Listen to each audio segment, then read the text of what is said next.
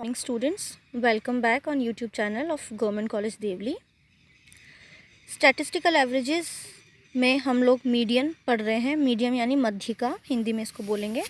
We have statistical averages chapter हमारा पिछले कई दिनों से चल रहा है और इसमें हमने इससे पहले मीन पढ़ा 3 अलग अलग श्रेणियों में। उसके बाद हमने मध्यिका मीडिया यानी मीडियन चालू किया। मध्यिका ये भी हम 3 अलग अलग श्रेणियों में पढ़ेंगे। एक श्रेणी हम पढ़ चुके हैं व्यक्तिगत श्रेणी, इंडिविजुअल सीरीज़। इसके बाद नेक्स्ट हम लोग मीडियन को, मध्यिका को पढ़ेंगे डिस्क्रीट सीरीज़ में यानी कि खंडित श्रेणी में। Median in discrete series. So what you have to do first of all, as it is a rule of median, you have to arrange values in ascending or descending order. This first point I am reading. Secondly, you have f means frequency in median. In individual series you don't have frequency, but in discrete series you have x values just same as individual series, but in addition you have frequency in in discrete series. This is how you differentiate between individual and discrete series, by recognizing that the question has f or not. Now your second step is to convert f into CF, means frequency into cumulative frequency. How? I will tell you in illustrations. While I'll explain you illustration, I will tell you how you convert f into CF by just adding the values of f. Repeatedly adding values of f will convert frequency into cumulative. आवर्ती को संचय आवर्ती में परिवर्तित करना हमारा जो second step होगा। आप आवर्तियों को संचयी आवर्ती में परिवर्तित करेंगे। आप आवर्तियों को जोड़ते चले जाएंगे तो आपकी संचय आवर्तियाँ निकलती चली जाएंगी। ये मैं आपको आगे इलस्ट्रेशन में एक्सप्लेन करूँगी। Then what you have to do, you have to calculate m. How?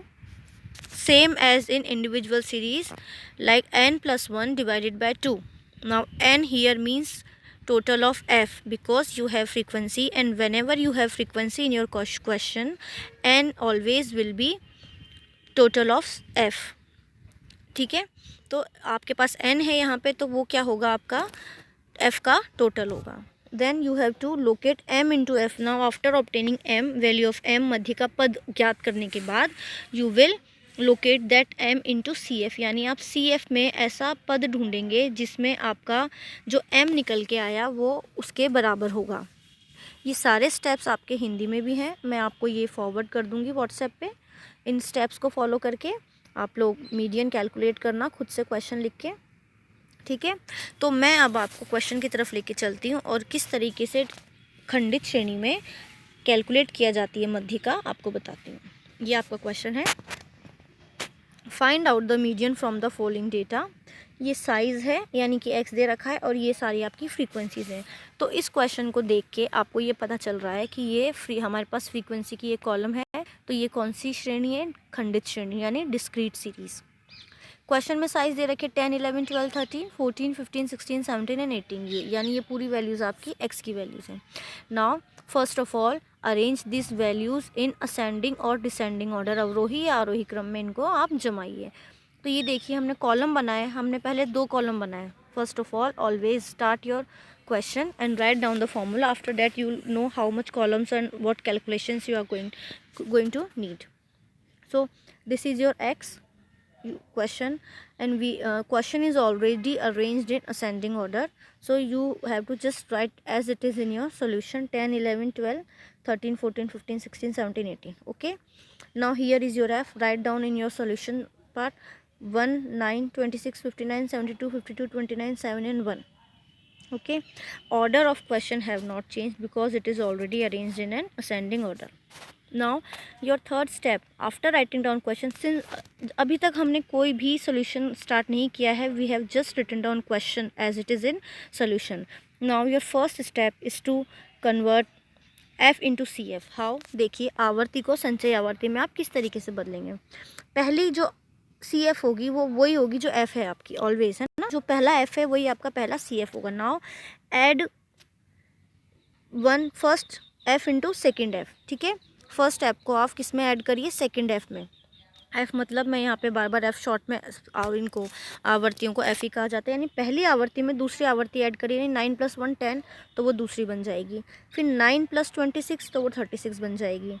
ठीक है, अब यह 10 हो गया, 10 + 26, 10 में 26 जोड़ेंगे तो 36 हो जाएगा, 36 में 59 जोड़ेंगे तो 95 हो जाएगा, 95 में 52 जोड़ेंगे तो 167 एंड सो ऑन। यानी कि आप लोगों को आता है वैसे संचयी आवर्ती निकालना, फ्रीक्वेंसीज़ को जोड़ते चलिए, आपकी CF निकलती चली जाएगी। एक बार फिर मैं आपको बताती हूँ, जो फर्स्ट फ्रीक्वेंसी है वो ही आपकी CF होगी।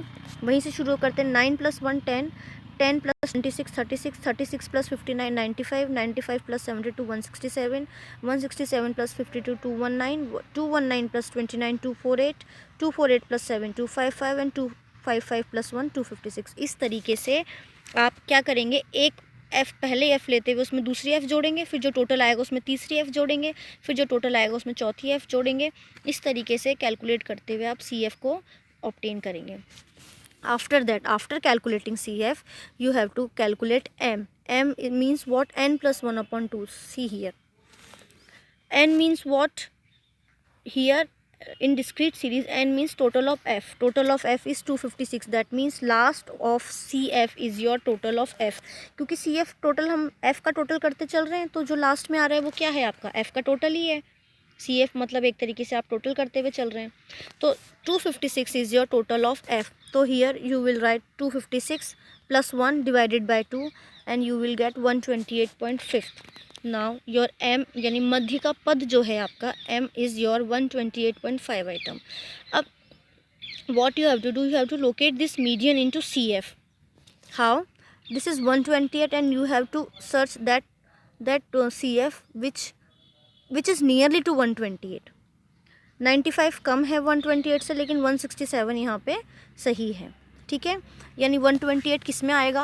ये 167 में। अगर मैं 95 में लूँगी तो ये बहुत ज़्यादा हो जाएगा, कम हो जाएगा। 195 के 128 95 के बाद आता है, तो इसके बाद 167 है, तो इसका मतलब 167 वाले आइटम में 128 वाला आइटम आता है। तो so your median is 167 and your answer will be 14। 167 तो आपका CF में आपने मीडियन लोकेट कर लिया। अब हम इसका आंसर लेंगे कौन, तो इसका आंसर जो x में, आंसर हमेशा आपका x में से निकल के आएगा। तो यहाँ पे क्या है आपके पास 14, तो 14 क्या हो गया यहाँ पे आपका मध्य का median. Your median is 14। So like this you have to calculate median in discrete series. Learn steps.